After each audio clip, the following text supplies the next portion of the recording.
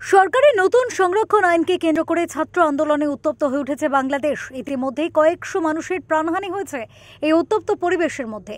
বাংলাদেশের ঢাকা সহ বিভিন্ন জায়গায় ইতিমধ্যেই কারফিউ জারি করা হয়েছে সরকারের পক্ষ থেকে। সেই কারণে বাংলাদেশ থেকে দেশে ফিরতে বাধ্য হয়েছে পড়ুয়ারা।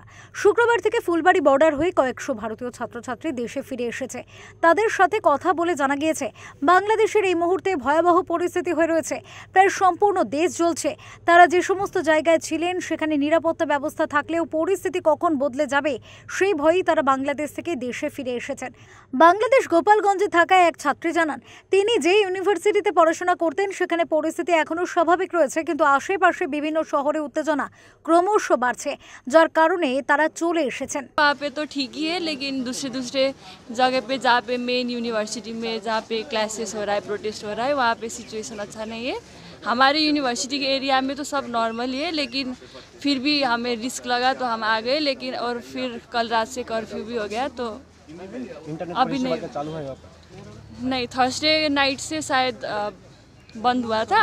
उसके बाद कोई कांटेक्ट नहीं है, कुछ नहीं है, तो पता नहीं अभी क्या चल रहा है। डर क्या लग रहा था? ইউনিভার্সিটি কর্তৃপক্ষ নিরাপত্তার কথা সুনিশ্চিত করলেও মানসিকভাবে সেখানে থাকার মতো পরিস্থিতি না থাকার কারণেই দেশে ফিরে আসা বলে জানিয়েছেন অন্যান্য পড়ুয়ারাও।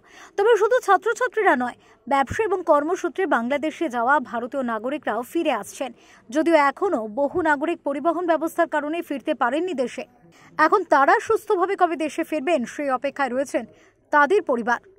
ফুলবাড়ি থেকে অরূপ পোদ্দারের রিপোর্ট, ওঙ্কার বাংলা।